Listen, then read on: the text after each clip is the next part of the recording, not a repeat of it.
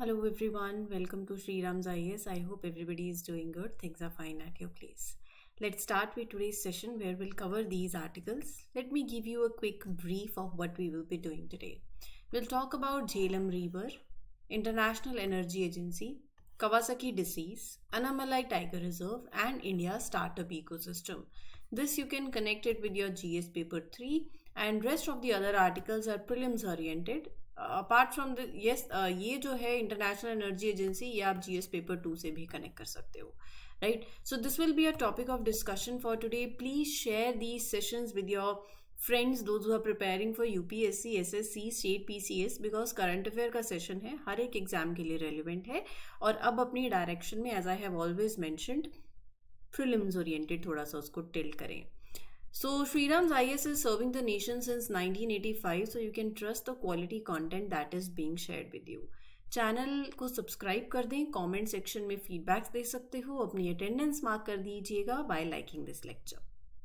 ठीक है. अच्छा, झेलम रिवर पे एक रिसेंटली एक इंसिडेंट हुआ है where a 5-year old girl died of multiple injuries 3 days after she was allegedly thrown off a bridge over the Jhelum river in Srinagar by her mentally ill aunt. तो हम बेसिकली इस context में तो नहीं जा रहे हैं just because Jhelum river news में है, so will talk about it.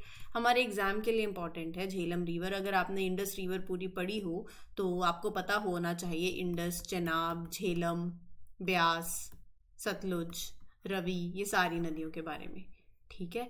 अच्छा, तो इंडिया को as per Indus water treaty कौन सी 3 नदियां हैं जो इंडिया के पास हैं, कौन सी पास मतलब एलोकेटेड लगा लीजिए आप, और कौन सी 3 नदियां वो हैं जो पाकिस्तान को दी गई. तो वो आंसर आप मुझे कमेंट सेक्शन में करेंगे. हम जिस नदी की बात कर रहे हैं वो है ये नदी झेलम. दिख रही है मैप में. ये नदी जो है it flows through north west India and north and eastern Pakistan. तो इधर फिर ये पाकिस्तान एंटर कर जाती है. इंडस की ट्रिब्यूटरी है ये मतलब इसको अलग अलग लैंग्वेजेस में, संस्कृत में वितिस्ता के नाम से बोला जाता है, ग्रीक में अलग नाम से पुकारा जाता है, कश्मीरी में इट इज़ नोन एज व्यथ और वितेष्टा संस्कृत में, और हाइडेस्पिस इसको ग्रीक में बोला जाता है. So there are several names. किसी भी नाम से सवाल पूछा जा सकता है आपसे. कश्मीर वैली में मेन रिवर है झेलम नदी और एक इम्पॉर्टेंट रोल प्ले करती है उस रीजन के अंदर. Among the 5 rivers of Punjab ये नदी जो है, जैसे इंडस, चेनाब, झेलम, ब्यास, सतलुज की हम बात करते हैं, झेलम नदी लार्जेस्ट है एंड द वेस्टर्न मोस्ट. ठीक है. ये नदी आपको कश्मीर में अनंतनाग डिस्ट्रिक्ट पड़ता है, वहां पर वेरीनाग स्प्रिंग से ये नदी ओरिजिनेट करती है और फिर ये पीर पंजाल माउंटेन रेंज वहीं पड़ता है. It is located at the foot of that Pir Panjal mountain range. तो वहां से ये नदी बहती है और वुल्लर लेक को पास करती है श्रीनगर के अंदर. और ये चेनाब को, यहाँ पर अगर आप देखो झेलम नदी चेनाब को जाके मिल जाती है. चेनाब को कहाँ मिलती है? पाकिस्तान में मिलती है, जो जगह है दैट इज त्रिमू. ठीक है. ये सारे फैक्ट्स मैं आपको यहाँ बता देती हूँ कि ये इंडस की ट्रिब्यूटरी है. North west India, it is the river of north western India and northern and eastern Pakistan. अलग अलग नाम है कश्मीरी में, वितिष्ट संस्कृत में, हिडिस्प्स ग्रीक के अंदर. कश्मीर वैली की मेन वाटरवे है, ये लार्जेस्ट है, most western of the 5 rivers of Punjab. ठीक है. अगर इसका कोर्स देखें तो वेरीनाग स्प्रिंग अनंतनाग के अंदर है, वहां से ओरिजिनेट करती है, जो कि पीर पंजाल रेंज पड़ती है कश्मीर वैली में, उसके फुट से. ये रिवर मियंडर करती हुई, मैंने आपको बताया, वुल्लर लेक से पास करती है श्रीनगर के अंदर और डीप नैरो जॉर्जेस बनाती है अपने जब ये पाकिस्तान जाती है. और चेनाब नदी को मिल जाती है नियर त्रिमू इन पाकिस्तान. इसकी टोटल लेंथ है 725 किलोमीटर. लार्जेस्ट ट्रिब्यूटरी झेलम की है किशनगंगा, जिसको नीलम रिवर भी बोला जाता है, जो कि झेलम को ज्वाइन करती है मुजफ्फराबाद के अंदर. और फिर ये पाकिस्तान का जो पंजाब प्रोविंस है, it enters in the Punjab province. ठीक है. इसकी सेकेंड लार्जेस्ट ट्रिब्यूटरी है कुनहड़ रिवर, जो कि रिवर को कनेक्ट करती है पाकिस्तान ऑक्यूपाइड कश्मीर में and Pakistan on the Kohala bridge of Kaghan valley. इतना नहीं ध्यान है तो एटलीस्ट इसकी सेकंड लार्जेस्ट ट्रिब्यूटरी वो ध्यान में रखे. किशनगंगा तो एक बहुत ही इंपॉर्टेंट रिवर है, काफ़ी सुर्खियों में भी रहती है. बाकी इसकी कुछ अलग ट्रिब्यूटरीज हैं, Sandran tributary, Arpath river and Watlara river, Bringi river, तो ये कुछ नाम है ट्रिब्यूटरीज के, यू कैन रिमेंबर, फैक्ट है, मियर फैक्ट है, डू रिवाइज. पॉलिटी के सेशंस अवेलेबल है प्लेटफॉर्म पे, you can refer them for your preparation. There are other series also going on. Current affairs की सीरीज चल रही हैं taken by other mentors, so do refer. Channel subscribe कर लीजिए ताकि आपके पास नोटिफिकेशन आ जाए of every session that gets published. Now coming to the sacred groves, GS paper 2, what I would say paper 3 sorry, environment section से link करता है. स्टैटिक में भी आप सेक्रेड ग्रूव्स के बारे में पढ़ेंगे. Sacred groves can harbour and support biodiversity and also act as carbon sinks, but most of them are under threat today. हमारे देश की खूबसूरती ये है कि देखो, हम जो हमारे कल्चरल, हमारे रिलीजियस बिलीव्स हैं, उसमें हम पेड़ों की भी पूजा करते हैं, पौधों की पूजा करते हैं. आप तुलसी माता की पूजा करते होगे, है ना. तो सेक्रेड ग्रूव्स आर वही हैं, वो फॉरेस्ट, वो natural areas that communities protect, क्योंकि वो आपको पता है कि ये जो है रिलीजियस बिलीव जुड़ा हुआ है, कल्चरल बिलीव जुड़ा हुआ है. और वही एरिया, वही हैबिटेट बहुत से प्लांट्स, एनिमल्स, माइक्रो ऑर्गेनिजम्स के लिए एक हैबिटेट है. It is contributing to the biodiversity. These are acting as carbon sinks also, but इनकी इंपॉर्टेंस होने के बावजूद भी they are facing threats, like अभी तो पॉल्यूशन, अर्बनाइजेशन, राइट. तो we will talk about sacred groves today. They are that patches of natural or near natural vegetation that is dedicated by the local communities to their ancestral spirits or deities. Right? मतलब वो holy belief है उसके साथ जुड़ा हुआ. Because they believe that these places are holy. They are connected to their God, spirits, ancestors. तो लोग उसको प्रोटेक्ट करते हैं. They follow traditional rules, पूजा करते हैं. उसके साथ देखो, प्रोटेक्शन के साथ देयर आर सर्टेन थिंग्स जो से जुड़ी हुई हैं. सैंक्शंस कि आप काट नहीं सकते उसको, hunting animals is not there, you can not disturb that area. और यही कस्टम्स फिर एक जनरेशन से अलग जनरेशन में पास हो रहे हैं. इंडिया के अंदर 13,000 सेक्रेड ग्रूव्स हैं, उससे भी ज्यादा होंगे, that are officially recorded, documented. कहां पर? Most of them West Bengal, Kerala, Jharkhand, Maharashtra, Meghalaya, Rajasthan, Tamil Nadu. ठीक है. देखो, ये जो सेक्रेड ग्रूव्स है ना, अलग अलग जगह पे, केरला में अलग नाम से है, देवराई जैसे महाराष्ट्र में है, थकुरमा उड़ीसा के अंदर है. Sorry if I am pronouncing wrong, but my sake is कि आपको पता चल जाए. जैसे महाराष्ट्र में अलग नाम से है, उड़ीसा में अलग नाम से है, केरला में अलग अलग नाम से बोला जाता है. अलग अलग कम्युनिटीज के अलग अलग रूल्स होंगे कि किस तरीके से वो अपने सेक्रेड ग्रुप्स को ट्रीट करेंगे. मतलब जैसे गारो एंड खासी ट्राइब्स हैं नॉर्थ ईस्ट इंडिया के अंदर, वो बिल्कुल they strictly prohibit any human activity in their sacred groups. कोई भी अलाउड नहीं है वहां पर कि यू कैन कट ट्रीज और यू कैन हंट एनिमल्स और you can disturb the area in any way. No, not at all. Now देखो, दीज थिंग्स आप इसको प्रिजर्व भी तो कर रहे हो अपने फिर एनवायरनमेंट को. बायोडाइवर्सिटी हॉटस्पॉट्स हैं. Sacred groves are home to so many plants and so many animals. मतलब इतना कि some of which are not found anywhere else in the world, वो आपको यहाँ देखने को मिलेंगे. They are important repositories of flora and fauna diversity. They provide a safe place to the endemic species. Are you getting my point? So that is what the whole scenario is. Moving ahead, IEA. IEA is what? बताओ जल्दी से. इसी के बारे में हमें आज पढ़ना है. International energy agency. Energy IEA's Global Conference on Energy and AI recently featured a high-level roundtable that focused on building strategic understanding on energy and AI topics and a technical forum for experts. मतलब बता देती हूँ. IEA की जो ये conference हुई on energy and AI, इससे क्या हुआ, अलग अलग एक्सपर्ट्स और leaders they came together. They discussed about artificial intelligence, how AI can help with energy related issues. See, high level round table मतलब important decision makers हो गए, leaders हो गए, they gathered, they talk about the big picture strategies of using AI in energy sector में, कि how AI can support cleaner energy, how it can help us in improving efficiency, how it can help us to address energy challenges. So जो experts हैं in the field of energy and AI, they share detailed technical ideas and solutions. they explored ki how specific AI tools and techniques can be applied to the energy systems. Right? So in this context we'll talk about International Energy Agency. ये एक autonomous intergovernmental organization है within the OECD framework. OECD refers to Organization for Economic Cooperation and Development.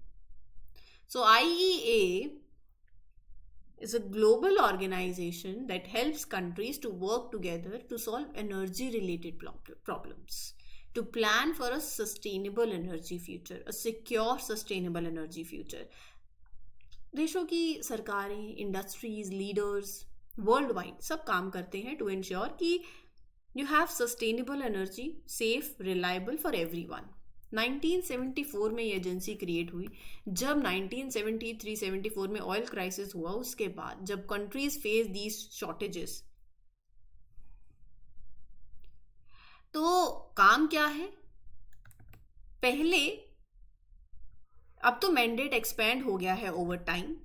पहले initial job was to help the member countries to respond to these major disruptions in the oil supply. ये responsibility आज भी है, but over the time जो role है उसका वो आगे बढ़ा है. Monitoring the global energy trends, promoting smart energy policies, encouraging cooperation between the countries to develop better energy technologies. Right? तो अगर मैं इनके फोकस एरियाज की बात करूं, so there are 4 main areas they focus upon.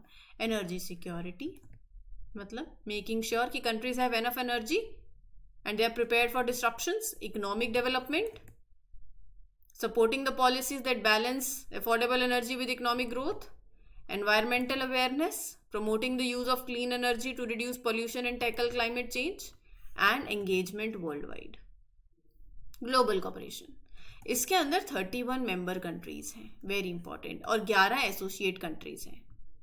अगर आप एक कैंडिडेट कंट्री हो आईईए के, you must be a member country of OECD also. Very important point, directly prelims में स्टेटमेंट आएगी, यहाँ से पूछी जा सकती है.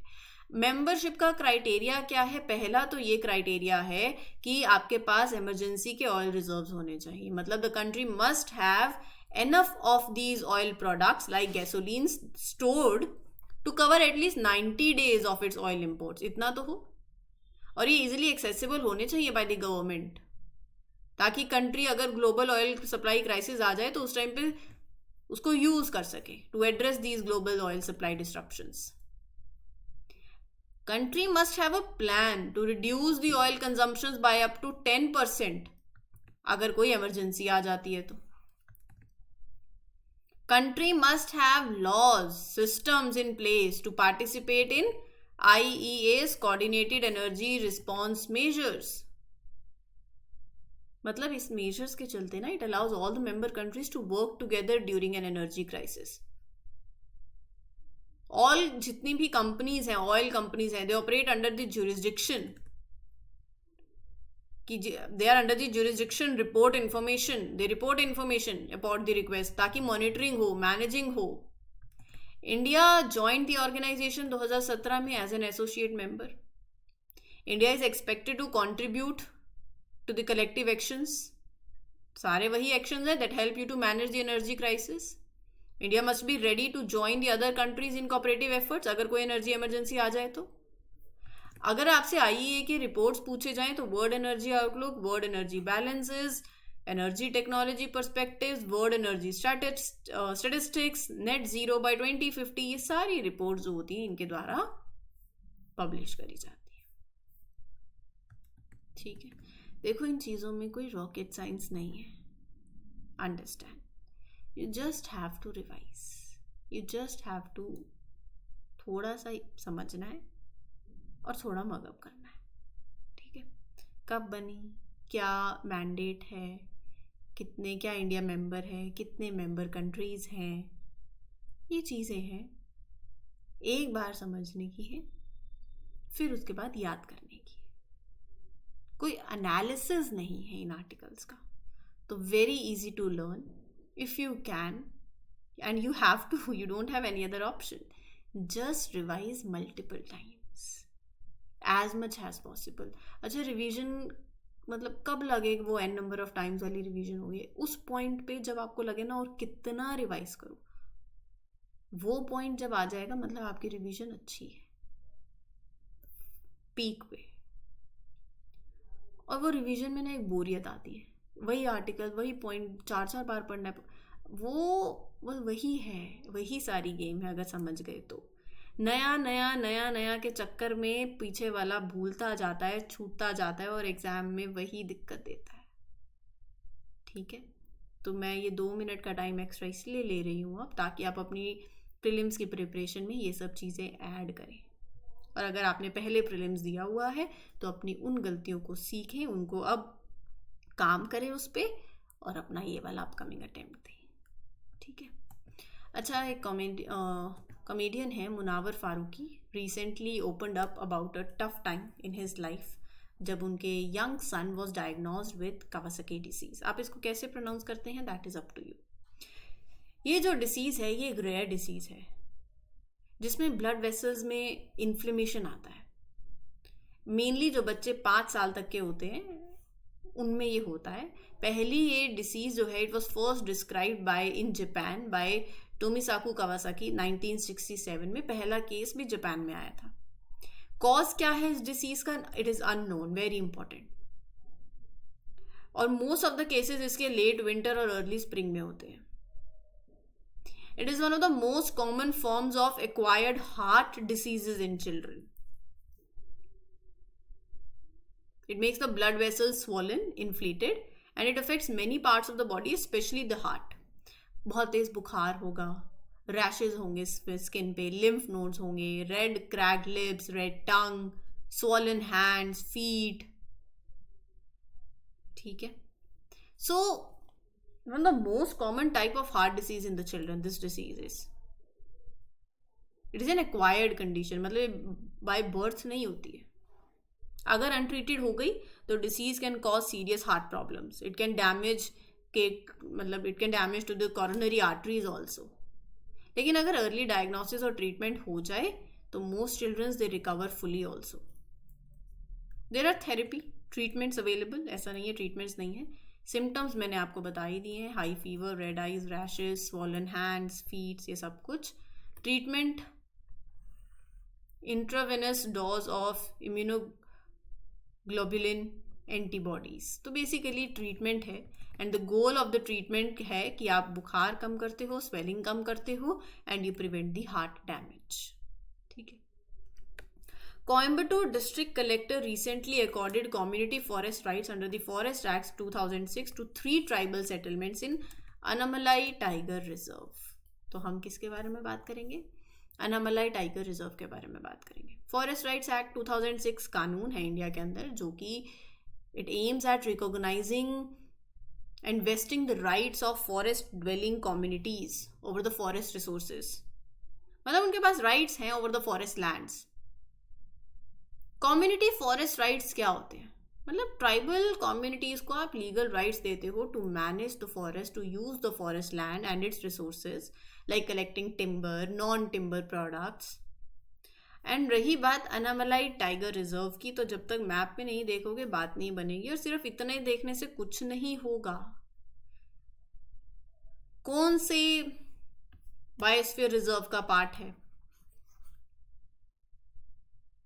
Very important. कौन से कॉरिडोर कनेक्टिविटी में आता है? ऊपर कौन है, नीचे कौन है, ईस्ट वेस्ट में कोई है या नहीं है, ट्राई जंक्शन पे है क्या, सारी बातें पता होनी चाहिए। Parambikulam tiger reserve, Chinnar wild life sanctuary, Eravikulam national park, ये इस सबसे सराउंडेड है। सौदर्न वेस्टर्न घाट में पलक्कड़ गैप जो पड़ता है, साउथ ऑफ दैट, ये वहां है टाइगर रिजर्व। 1400 मीटर के एल्टीट्यूड पे है इन दी अनामलाई हिल्स, कोयम्बटूर डिस्ट्रिक्ट में, तमिलनाडु के अंदर। बाकी कुछ और रिजर्व फॉरेस्ट भी हैं, निन्मारा, वजचल, मलयट्टूर, मरयूर, जैसे अभी आप प्रोनाउंस करें। केरला के रिजर्व फॉरेस्ट है, वहां के आसपास ये सराउंडेड है। टाइगर रिजर्व इसे डिक्लेयर किया था 2007 में। यहाँ पर आपको wet evergreen forest, semi evergreen, moist deciduous, dry thorn, shola forest, ये सब आपको देखने को मिलेंगे, तो कुछ प्लांट्स हैं, कुछ एनिमल्स हैं, जैसे जैक फ्रूट, मैंगो, ऑर्चिड्स, ये सारे, पेपर, जिंजर, कार्डमम। प्लांट्स में Asiatic elephant, sambar, deer, jackal, leopard, ये सारे स्पीशीज आपको देखने को मिलेंगे। Let's talk about India's startup ecosystem, a very important article from your mains perspective. Discuss करते हैं। वी ऑल नो कि हमारी सरकार स्टार्टअप्स के लिए कितना कुछ कर रही है। इंडिया का startup ecosystem is one of the most influential in the world. 1,40,000 startups हैं कम से कम इंडिया में, और 111 यूनिकॉर्न्स। यूनिकॉर्न्स पता है ना, startups that are valued, they are valued at over $1 billion. मतलब टेक्नोलॉजिकल इनोवेशन कितना हो रहा है इन वेरियस सेक्टर्स। और यूएई बहुत इंपॉर्टेंट पॉइंट है, UAE, Dubai particularly, it has become an important partner for India startup. आप लगाइए, कम से कम भी $20 बिलियन की इन्वेस्टमेंट आती है वहाँ से। कितने इंडियन एंटरप्रेन्योर्स को हेल्प मिलती है। 30% दुबई के startups, they are founded by Indians. अगर मैं इंडिया के स्टार्टअप इकोसिस्टम की करंट ग्रोथ की बात करूं, तो गवर्नमेंट ने जैसे startup India programme, stand up India, बहुत से टैक्स एग्जम्पशंस ऑफर कर रखे हैं, फंडिंग, इनक्यूबेटर सपोर्ट, सब कुछ है, right. More people in India are using smartphones and internet. India second largest mobile phone manufacturer है। There are 820 million active users. कितना स्टार्टअप्स के लिए आसान हो जाता है to reach to the customers, अपने बिजनेस को डिजिटली ग्रो कर सकते हो। कितनी इन्वेस्टमेंट्स मिल रही है इन्वेस्टर से। 2014 से 2024 तक के बीच में स्टार्टअप्स को कम से कम भी $150 बिलियन की इन्वेस्टमेंट मिली है, ई कॉमर्स में, फिनटेक में, एंटरप्राइज टेक में। ठीक है। एक तो इंडिया की खास बात है, वी हैव दिस मार्केट। कोई भी मार्केट ले लो आप, पर्सनल केयर की, ड्रिंक्स की, फूड की, मार्केट बहुत है। और इंडिया के अंदर बिजनेस स्टार्ट करना, we are going with this ease of doing business also, right. Startups अब सिर्फ बिग सिटीज तक सीमित नहीं रह गए, मुंबई और बैंगलोर नहीं, Tier 2, Tier 3 सिटीज भी हब्स बनती जा रही हैं स्टार्टअप्स के लिए। 2023 में 50% स्टार्टअप्स जो सरकार ने रिकॉग्नाइज करे, वो नॉन मेट्रो रीजन से आए हैं। Are you getting my point? कितनी अपॉर्चुनिटीज क्रिएट करी हैं फिनटेक स्टार्टअप्स ने, जैसे फोन पे, रेजर पे। इंडिया की fintech market is expected to grow $1 trillion by 2030, right. दिक्कतें आती हैं ये कि थोड़ा सा startup still they are finding it hard to get funding, क्योंकि investors are being more cautious. क्योंकि इन्वेस्टर्स तो they will focus on profit rather than just growth. यहाँ थोड़ा सा फिर दिक्कत आती है। 2023 में ना फंडिंग स्टार्टअप्स की ड्रॉप हुई है बाय 73%, राइट। इंडिया में कितने स्किल्ड ग्रेजुएट्स हैं, but startup struggle to keep top talent. बहुत से टैलेंटेड पीपल आज क्या प्रेफर करते हैं, स्टेबल जॉब मिल जाए हमें एक बहुत बड़ी कंपनी में, they choose to work abroad. उससे क्या होता है, ब्रेन ड्रेन होता है। और तीसरा ये है कि बहुत से स्टार्टअप्स बड़ी सिटीज पे फोकस करते हैं। रूरल इंडिया एक अनटैप्ड मार्केट है, आप उसको इग्नोर कर देते हो, जहां पर 65% पॉपुलेशन रहती है, राइट। बट दिक्कतें आती है लॉजिस्टिक्स की, इंफ्रास्ट्रक्चर की, वहां फिर उन्हें दिक्कत आती है to reach to the customers. ये आसपास ही हो रहा है आपके, ये सब आसपास हो रहा है, बस देखने का नजरिया है। और सॉल्यूशंस भी आपके हाथ में है। रूरल एरियाज में इंटरनेट कनेक्टिविटी इंप्रूव करा दो, फंडिंग अच्छे से एक्सेस करवा दो, कोलैबोरेशन कराओ यूनिवर्सिटीज का भी, जॉब सीकर्स और job providers, not job seekers, कि मैं जॉब प्रोवाइड करूंगा, जॉब ढूंढो नहीं, प्रोवाइड करो। आप दिमाग लगाओगे, टैलेंट है, आइडिया है, नर्चर होगा, ग्रोथ होगी, सरकार हेल्प करेगी, आप 10 करोड़ नौकरी दे सकते हो, है ना। Use digital public goods, update gig economy, gig economy startups, बहुत से स्टार्टअप्स हैं, they depend on gig workers, right? But जो हमारे करंट लेबर लॉज हैं, they don't fully support them. Government can create better social security systems for them. So ये सब कुल मिला के इंडिया का स्टार्टअप सिस्टम जो है ना, उसमें बहुत पोटेंशियल है, one of the biggest in India, in the world. But challenges हैं, डिफिकल्टी है in face getting funding, there are certain complicated rules, shortage of skilled talent, or there is skilled talent but untapped. So if rules get more simplified, if you improve internet access in rural areas, if you support green startups, ये सारे points हैं, ये भजन कीर्तन नहीं है, ये points हैं जो आप अपने answers में use करेंगे कि by promoting global connections, government can help to create such an environment जहाँ पर startup thrive करे. और ये steps जो हैं, it will make it easier for Indian startups कि वो ग्रो करें, वो इनोवेट करें, वो सक्सीड हो.